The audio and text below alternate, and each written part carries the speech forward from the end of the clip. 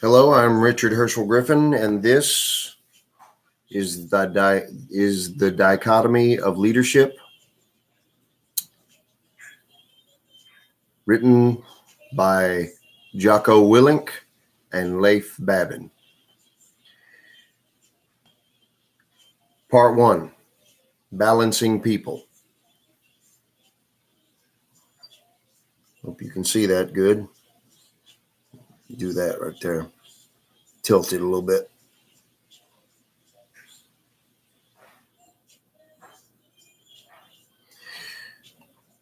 The caption reads, Mark Lee's combat gear, helmet, boots, and his carefully painted Mark 48 machine gun. Staged to honor him on the roof of the Tactical Operations Center at Shark Base, Task Unit Bruiser's Camp, which was renamed Camp Mark Lee in his honor. While it was technically against regulations to fly the American flag in Iraq, Task Unit Bruiser marked its headquarters with Old Glory. Mark fought for the flag and his brothers in arms and was the first SEAL killed in action in Iraq. Task Unit Bruiser also lost Michael Mansour and eventually Ryan Job, who died from medical complications following a surgery to repair his combat wounds. Photo courtesy of the authors.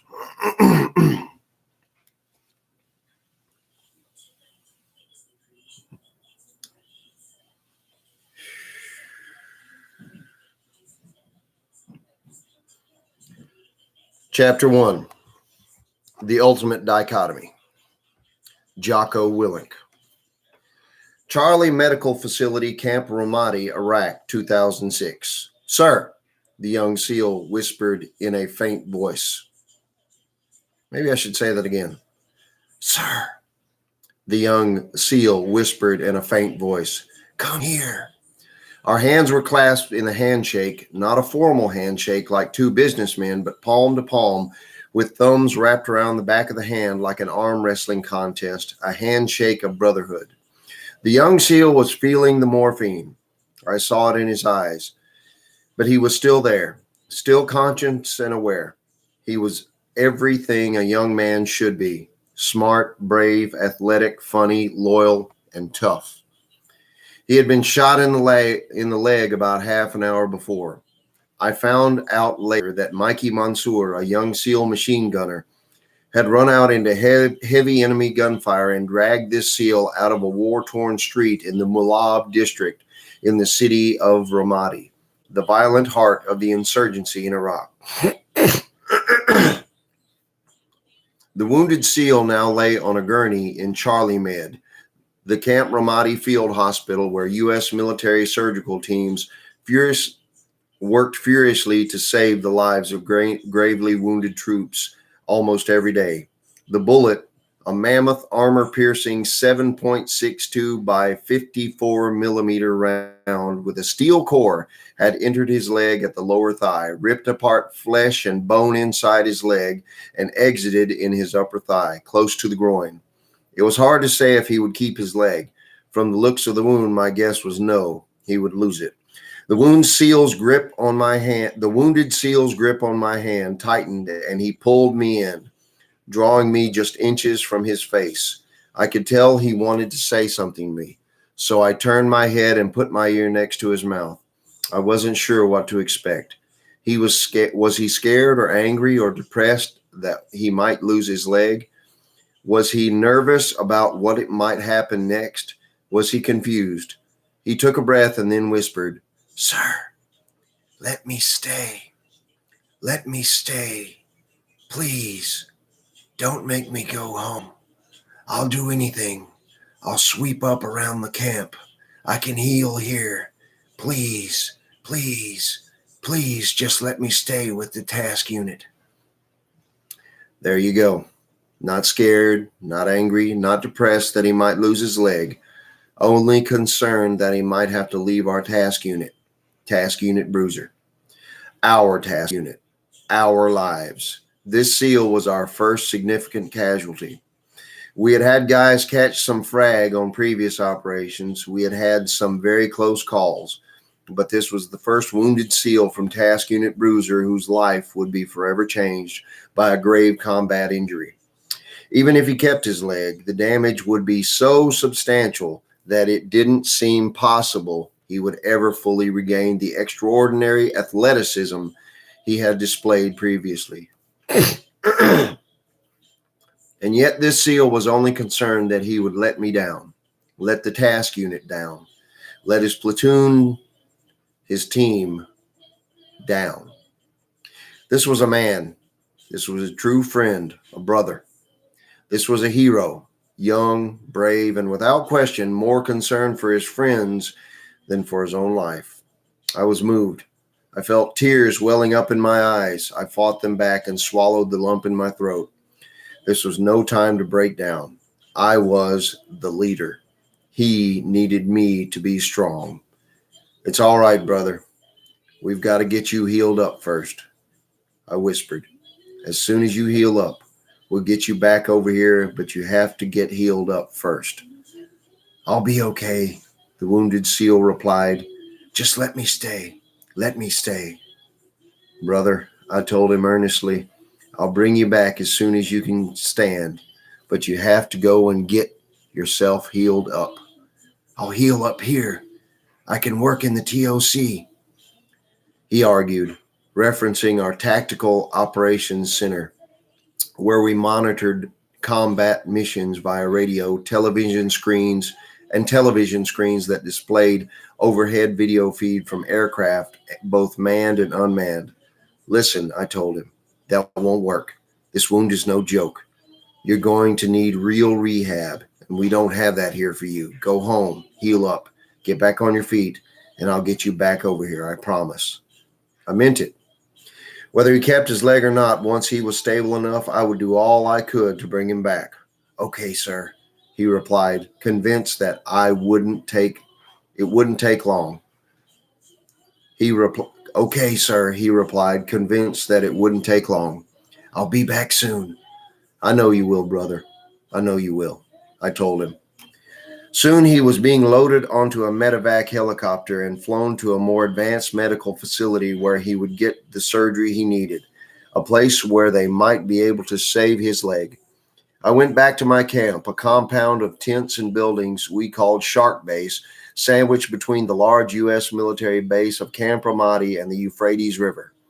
I went to my room on the second floor of the building that housed our TOC, a once lavish structure with ornate columns that had previously belonged to members of Saddam Hussein's regime. Now it was our headquarters and barracks. With sandbagged windows and makeshift furniture, I sat down on my crude bed, constructed of plywood and 2x4s. Readily, reality set in. We were only 1 month into our deployment. My guys were getting in gunfights on a daily basis. The city of Ramadi, where we operated, was crawling with insurgents, and the insurgents were good. They were well equipped, well trained, and well disciplined. They fought with tenacity and ruthlessness. Of course, we were better. Our training, gear, and attitude were among the best of any combat troops in the world. We were in Ramadi to make the city safe for the local populace by taking the fight to the enemy, to hunt the evil insurgents down in the streets and kill them, all of them. But we weren't bulletproof. We couldn't run around this city day in and day out and not to expect to take casualties. If you cut wood, you get sawdust. When you wage war, especially in violent urban combat, you take casualties. That was the nature of the business. Oddly enough, up until this point, SEALs in Iraq had been very lucky. 3 years into the war, only a handful of SEALs had been wounded and none had been killed. The incidents were fairly random, often more bad luck than anything else. But we weren't going to get lucky this whole deployment. The proof was evident, as I just witnessed, seeing my wounded SEAL pale from blood loss, hazy from morphine, and lucky, so extremely lucky to be alive. The wounded SEAL was a young man. This was only his second SEAL platoon and his second deployment to Iraq. He was an excellent SEAL operator and a crucial member of the team. A great guy to be around, faithful, loyal, funny. Although the SEALs in the task unit were different, they were also in many ways the same. Sure, they had quirks and little personality traits that made them individuals. Of course, they were far from perfect. We all are. But at the same time, all of them individually were amazing people.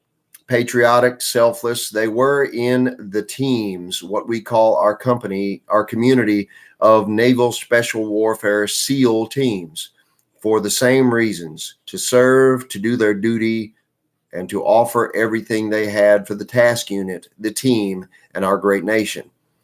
And I was in charge of them. But being in charge fell short of explaining the way I felt about these men. All of them, they were my friends because I joked and laughed and carried on with them. They were my brothers because we shared the common bond of our fraternal order. They were also like my children because I was responsible for what they did, good and bad. And it was my job to protect them to the best of my ability. I had to overwatch them as they overwatched the city from the rooftops and moved through the violent streets. They gave me everything they had at work, in training, and now on the battlefield. In turn, they were everything to me. In many ways, I was closer to them than I was my own parents, my siblings, even my wife, and actual children.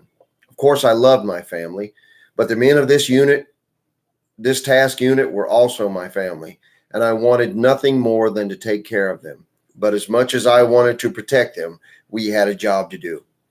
A job that was violent and dangerous and unforgiving, a job that required me to put them at risk, tremendous risk, over and over and over again.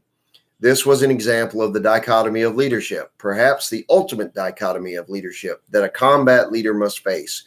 It is a combat leader's duty to care about his troops more than anything else in the world. And yet, at the same time, a leader must accomplish the mission. That means the leader must make decisions and execute plans and strategies that might cost the men he loves so much their very lives. And this was incredibly difficult for me because in Ramadi, it wasn't a matter of if we would lose someone, it was a matter of when. This is not to say that I was fatalistic. I wasn't. It doesn't mean I thought we had to take casualties. I prayed we would not. We did everything we could to mitigate the risk we could control in order to prevent casualties. It did mean that I was facing reality. The reality was that the U.S. Army soldiers and Marines were being wounded and killed every day in Ramadi, every day. We continually attended memorial services for these fallen heroes. I recognized that this deployment to Ramadi was completely different from my first deployment to Iraq in 2003-2004, where things had been much more controlled and much less kinetic. In Ramadi in 2006, the violent, sustained urban combat held risks that were beyond our control. And every day that my men were in the field, which was almost every day, I knew it could be the day. That was the heaviest burden of command.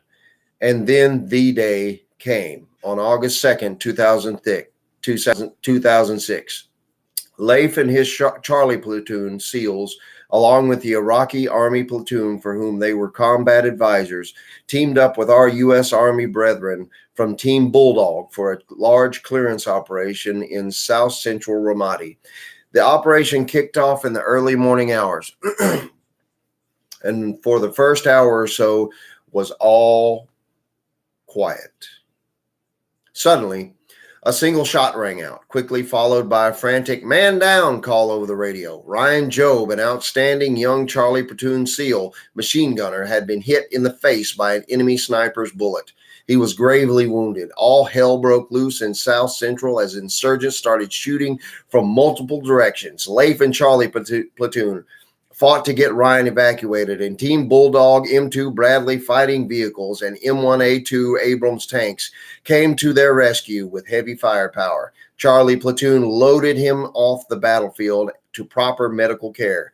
Then Leif and the rest of his Charlie platoon and their Iraqi soldiers patrolled back to combat outpost Falcon, or Cop Falcon, and a fortified U.S. Army position several dangerous blocks away. But the fighting in south central Ramadi only escalated as enemy fighters flooded the area. Charlie platoon could hear the gunfire as their U.S. Army brethren from Team Bulldog, main gun Mike and his soldiers, were still engaged in a vicious gunfight that spread across multiple city blocks. Leif and the leadership of his platoon discussed it briefly, and finally Leif called me on the radio and requested permission to go back out and take down some buildings where suspected enemy fighters were holed up. Do it, I told him. Leif and his platoon did everything they could to mitigate the risk.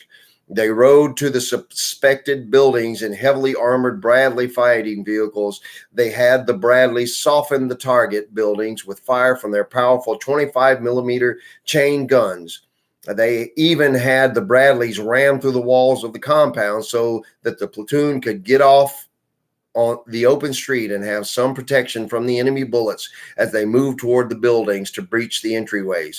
But even that couldn't mitigate all the risk, and it didn't. I watched a live video feed from a drone overhead as Charlie platoon dismounted from the Bradleys and entered a building. I could tell the gunfire was heavy. Once my SEALs entered the building, I could no longer see what was happening.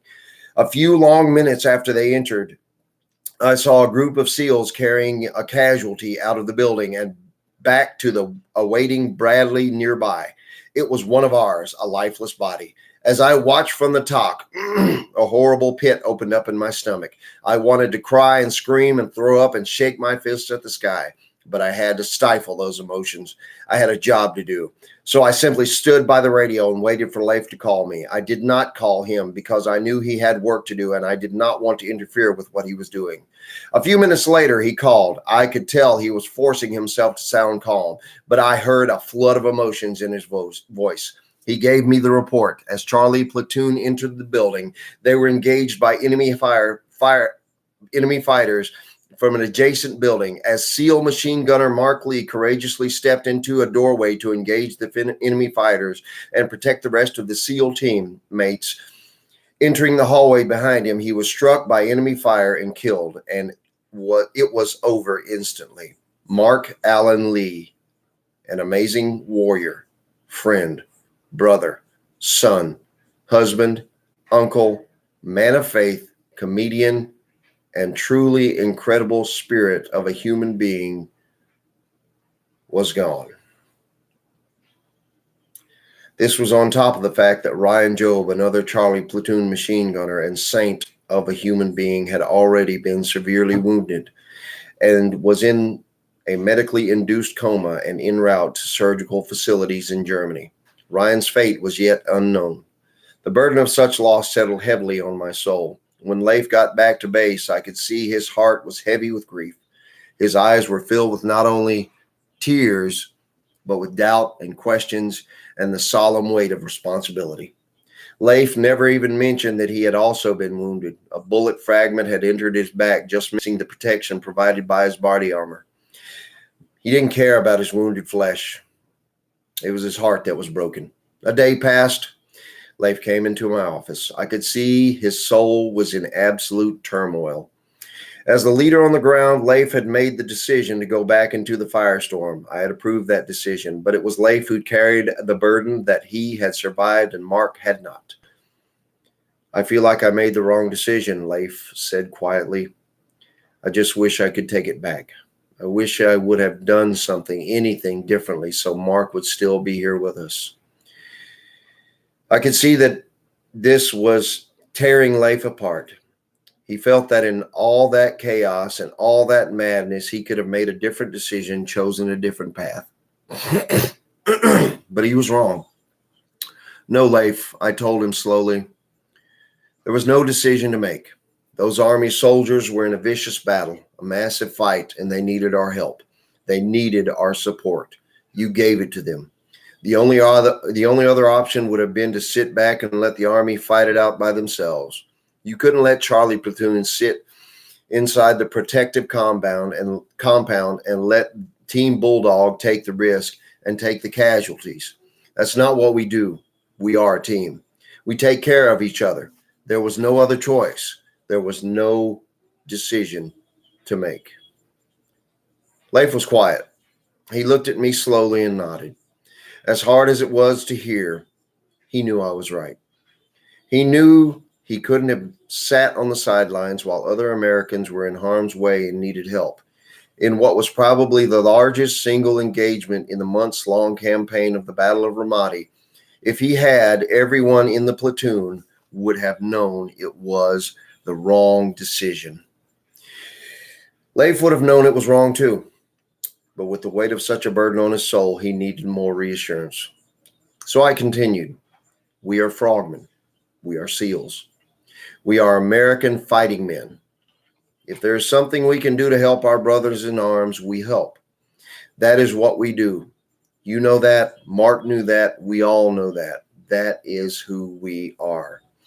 I just wish I could trade places with Mark, Leif said, his eyes teared up with emotion. I'd do anything to bring him back. Look, I said, we don't have a crystal ball. We don't know when guys are going to get wounded or killed. If we could know that, then we wouldn't go out on those particular operations. But we don't know. We can't know. The only way we can guarantee everyone will be safe is to do nothing at all and let our other troops do the fighting. But that is wrong, and you know it. We must do our utmost to win. Of course, we have to mitigate whatever risks we can, but in the end, we cannot eliminate every risk. We still have to do our duty.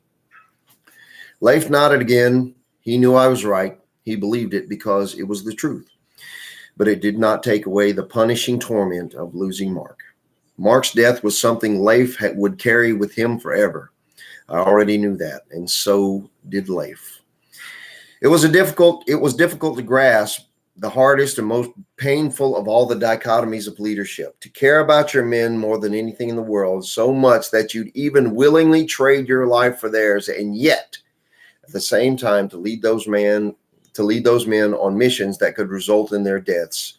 Even back in the States, in a non-hostile environment, SEAL training and preparation for deployment was dangerous. To mitigate every danger would mean that trainees could never conduct parachute jumps, fast rope from helicopters, board ships from small boats, drive vehicles in high-speed convoys at night using only night vision, or conduct live fire training drills. Unfortunately, every few years, despite strong safety measures and controls, a SEAL is killed or seriously injured during this high-risk training. And yet, to not take the risks inherent in conducting realistic training would put more SEALs in greater danger when they deployed to combat zones not fully prepared for missions they would be called upon to execute. So even though a leader must care deeply for his troop, a leader must also put those troops at risks in training and even more so in combat. Of course, it is incumbent upon the leader to mitigate the risks that can be controlled, but there will always be risks beyond the leader's control, and the potential consequences can be deadly. That dichotomy of caring for your men's welfare while simultaneously putting them at risk to accomplish the mission is something felt by every combat leader and was felt to the core by the leaders on the ground in Ramadi. Because while we were determined to do our utmost to close with and destroy the enemy to help secure Ramadi, we also knew that victory would be paid for in the blood of our most promising young American men and women. And the blood continued to be shed by Task Unit Bruiser. After Ryan was wounded and Mark was killed, we took other minor casualties, small flesh wounds and little injuries, but nothing serious. Then on September 29th, only weeks from the end of our deployment, Leif and I were in our tactical operations center listening to the radio traffic while the other SEAL platoon of Task Unit Bruiser, Delta Platoon, was outside the wire on a combat operation. We listened as Delta Platoon reported enemy movement and passed updates on enemy fighters killed, all of which were a part of an ordinary day in Ramadi. Then we heard Delta Platoon's request for casualty evacuation. From the radio traffic, it was clear that several SEALs were wounded. It sounded severe. My heart sank. Immediate support from a U.S. Army Quick Reaction Force rapidly launched and headed to Delta Platoon's position. A few minutes later, the U.S. Army Tactical Operations Center radioed that multiple SEALs were wounded, and with one SEAL described as urgent surgical, meaning he needed immediate medical attention and was at risk of dying. We continued to listen to the radio call solemnly with hopes that our wounded brothers, especially the critically wounded ones, would be okay. A call from the battalion commander of the 1st of the 506 shattered those hopes. He gave me the grave news. 3 of the men were wounded, but each had injuries that would heal. They were not at risk of losing life or limb. But then this bold and professional battalion commander grew quiet for a moment. He told me a 4th man was also wounded. Mikey Mansour was hurt very badly. His voice trembled slightly. He told me he didn't think Mikey was going to make it. For what seemed like an eternity, Leif and I waited waited for an update. Finally, we got word from the SEAL hospital that crushed our souls. Michael Anthony Mansour, an exceptional young SEAL, beloved by everyone in the platoon and task unit. Another saint of a human being, an unbelievably strong, determined, kind, compassionate, and inspiring young man, had died from his wounds.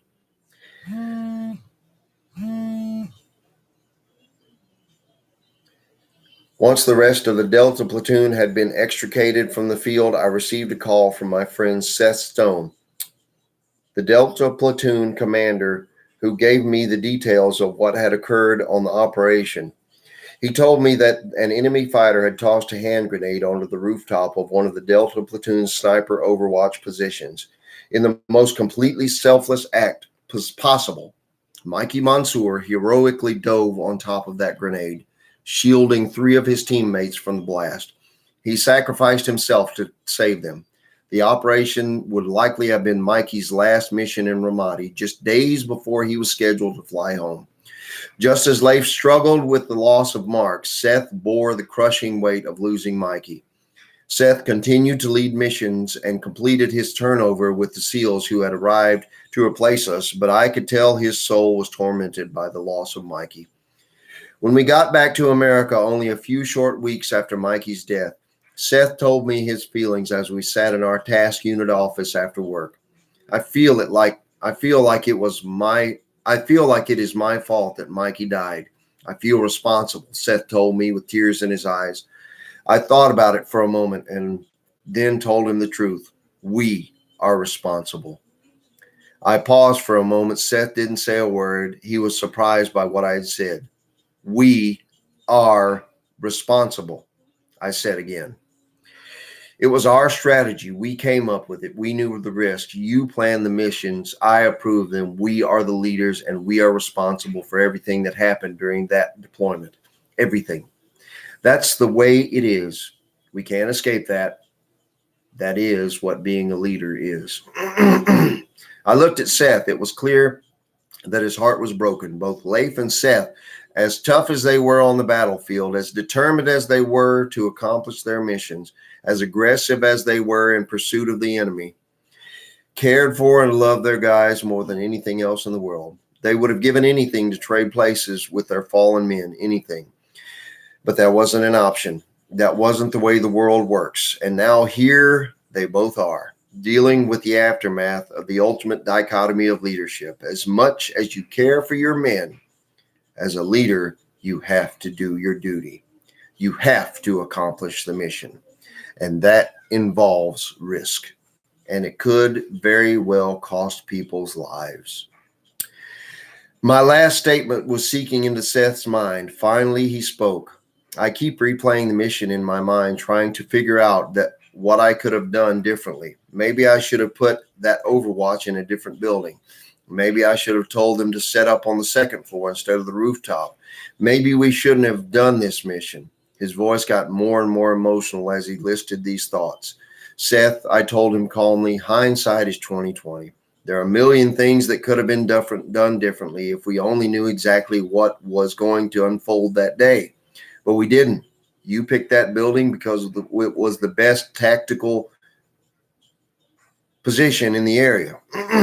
You had guys on the roof because you gave them the best visibility and thereby the best protection. And you did this mission because that is what we do. We take the fight to the enemy.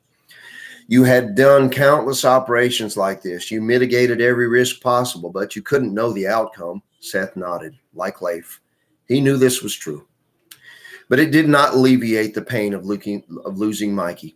Over the next few weeks, as we stood down from deployment, turned in gear, and completed administrative requirements, Seth and I talked about his future. Leif and I had orders to report to training commands so that we could pass on the leadership lessons we had learned in Ramadi to the next generation of SEALs who would go forward into the fray in Iraq and Afghanistan. Seth was undecided on what to do next with his life. He wasn't sure if he was going to stay in the Navy. It had been a hard deployment. Under constant pressure from 6 straight months, Seth had suffered several of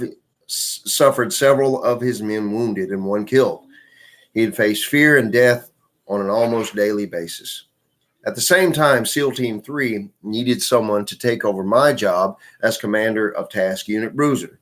They had offered the job to Seth. I don't know, he told me. I don't know if I can do it again. I know, I told him, understanding his mentality. He had been through hell. You don't have to take the job. You can do whatever you want. You can get out of the teams, travel, surf, go get your MBA, make a bunch of money. You can go do all that. And it's cool if you want to. You've done more for me and the teams than I ever could have asked of you. But I'll tell you something else. There are 2 SEAL platoons that need a leader. They need someone to look out for them and take care of them on and off the battlefield. You have more combat experience than anyone on this team. No one could do a better job leading this task unit than you can. You can do whatever you want, but these guys, they need you. They need a leader, and that isn't going to change. Seth sat quietly for a few seconds. He had given everything in Ramadi. He had so many opportunities waiting if he got out of the Navy. He was extremely intelligent, creative, and industrious, and he already had an incredible resume.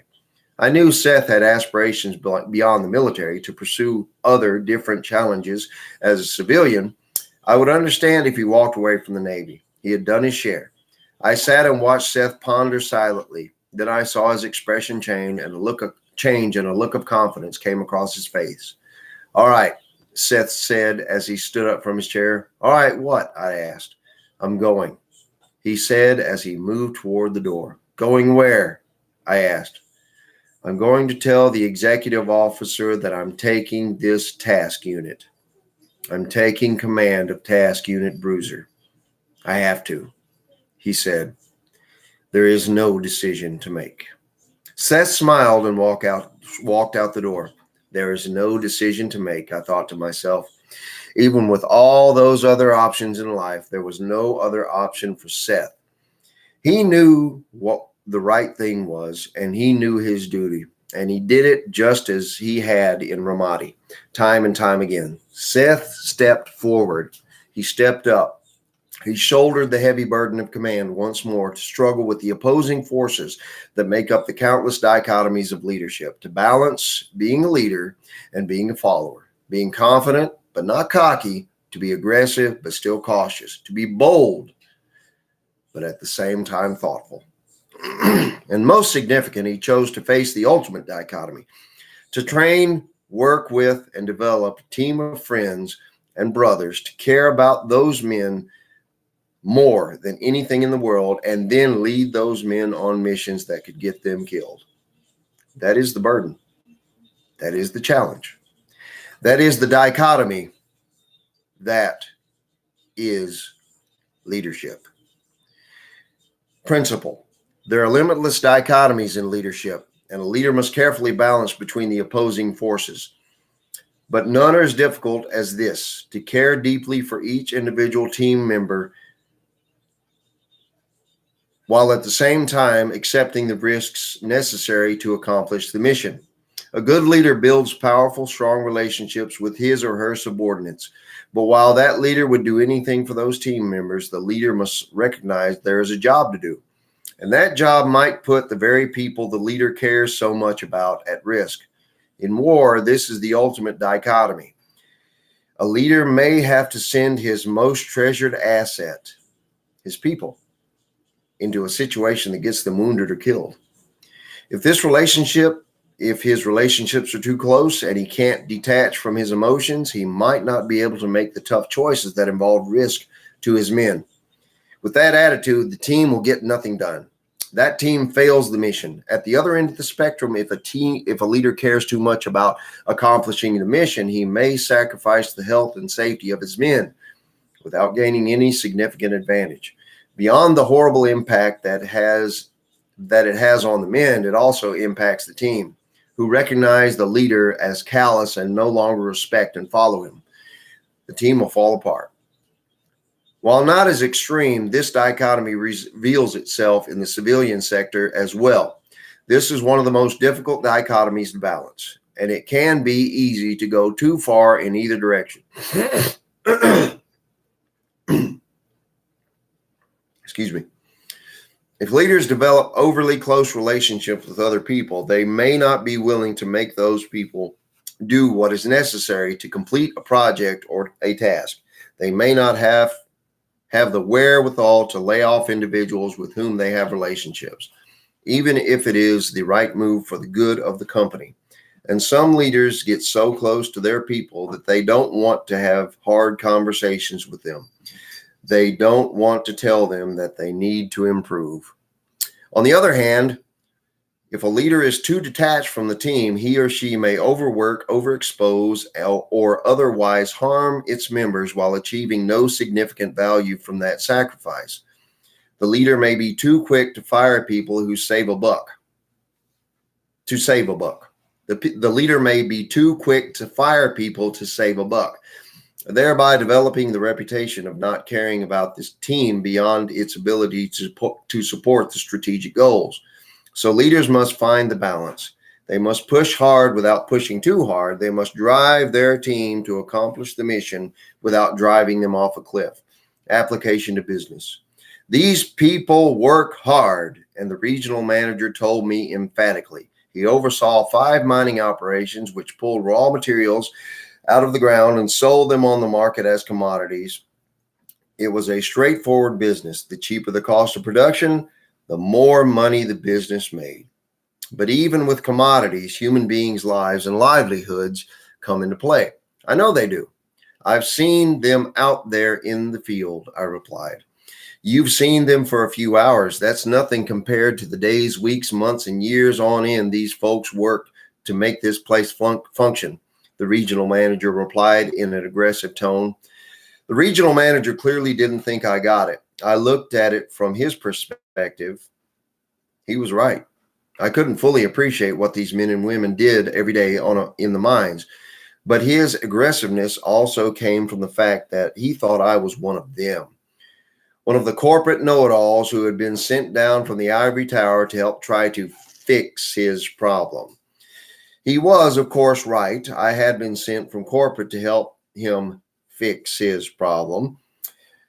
8 months ago, corporate shut down one of the mines, moving the number of mines he oversaw from 6 down to 5. The cost to produce had become too high, and the mine simply wasn't making enough money. When they shut it down, the regional manager kept about a quarter of the employees on board, spreading them around to his other mines. Corporate fought this, but he fought harder, assuring his chain of command that with the additional manpower at each of the remaining mines, production would increase across the board. But it seemed evident that what really drove the regional manager's decision was the fact that he cared about his workforce, truly and deeply cared. He was a third-generation miner. He knew the hardships of the job. My conversation with him was not going well. I had to de-escalate. I know that I don't fully understand how hard they work, I told him, admitting I didn't completely know the level of effort his people put in. I'm definitely no expert, but it is certainly obvious how hard they work, even from only a couple hours worth of observation. That wasn't good enough for the regional manager. They aren't just hard workers, he responded. They have skills. They are some of the best operators in the world. Take Miguel over there on the backhoe. He is one of the best I've ever seen. He pointed out the window to a massive backhoe busily moving earth into a giant dump truck. Yeah, he runs that thing like it was part of his body. He is good, I told the regional manager. And you know what? The regional manager continued. He isn't just a good equipment operator. He's a good man. He's got a wife and 4 kids, good kids, family man. I confirmed. Family man, I confirmed. Damn right, the regional manager told me. Damn right. Well, let's go into the office and talk through some of these numbers, I said, not wanting to put off the inevitable conversation any longer. The regional manager knew the numbers better than I did. The surplus of personnel from the mine that had closed had increased production at each of his remaining mines, but not nearly enough to make up for the added expenses. He knew he had too many employees now, and he knew it. The remaining 5 mining operations for which he was responsible for were not making enough money. We went into his office and sat down. I know what you were going to say, he told me. From the tone of his voice, I could tell he wanted to pick a fight. He wanted to be mad at me. I had to tread carefully. Well, I guess I don't need to say much then. I said, the numbers speak for themselves. The numbers don't tell the whole story, the regional manager declared. Of course they don't, I responded. But the numbers tell the part of the story that pays the bills.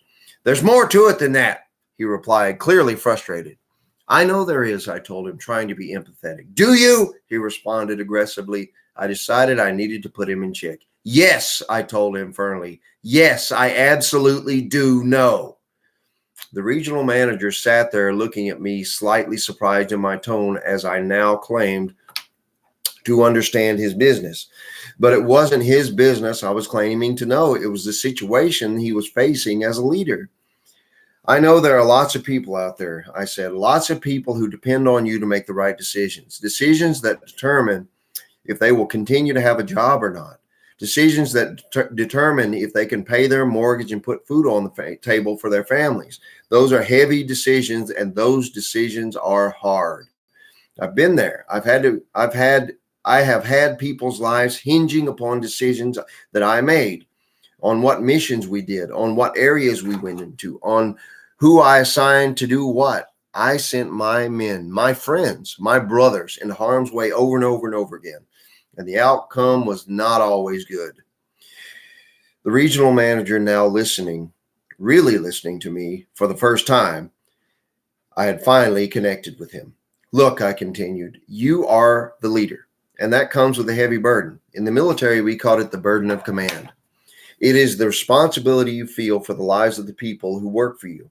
In the SEAL teams, I was dealing with lives. Here you deal with people's livelihoods. It's not the exact same thing, but it's close. People are counting on you to keep their paychecks coming so they can feed their families. And you care about these people just as you should. Just like I cared about my men. They were everything to me. They still are. That is one of the most difficult dichotomies of leadership. What is? The regional manager asked. The fact that you care about your people more than anything, but at the same time, you have to lead them. And as a leader, you might have to make decisions that hurt individuals on your team, but you also have to make decisions that will allow you to continue the mission for the greater good of everyone on the team. If military leaders decided that they were simply going to shield their troops from every risk at all costs, what would they get accomplished? Well, they wouldn't accomplish anything, he admitted. That's exactly right, I said. Where would our country be without the military doing its job? I'll tell you, we wouldn't even have a country. That's why military leaders have to do what they do. And you are sitting in a very similar position. You've done everything that you can to save jobs, but the work isn't there. It just isn't. You've been struggling for 8 months. How many employees did you transfer from the mine that closed? I asked him. 147 people, the regional manager answered. And how many people did you employ at your other 5 mines prior to their transfer? About 600, he said. So in an effort to try and save the jobs of 147 employees, I noted, you are putting at risk the jobs of the other 500 and other 5 mines and 600 jobs, the entire mission. If you don't make some hard decisions, what exactly will happen? The regional manager sat quietly. It was sinking in. I could see it in his eyes.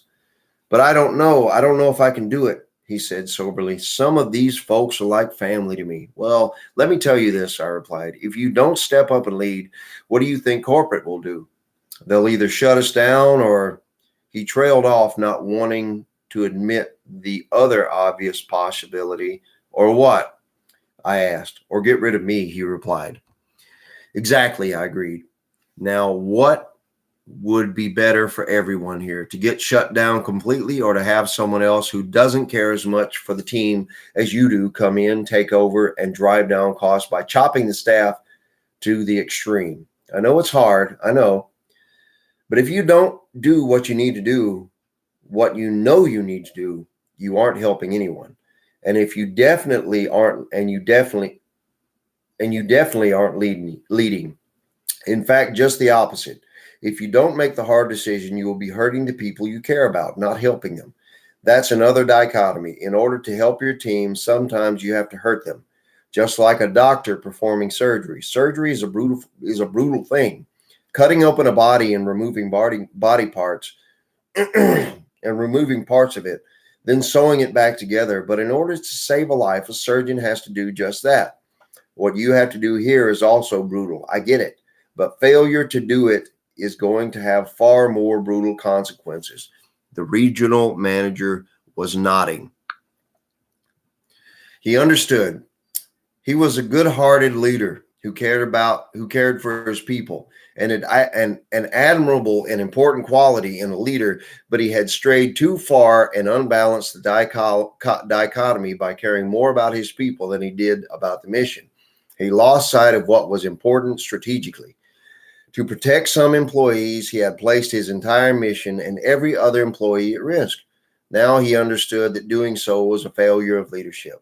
Once he acknowledged this, he could then course correct and rebalance the dichotomy. He had to make the tough decisions. He didn't like it, but he understood. Over the next 2 weeks, the regional manager let go of almost 80 people. He didn't like it, but he had to do it. He had to lead.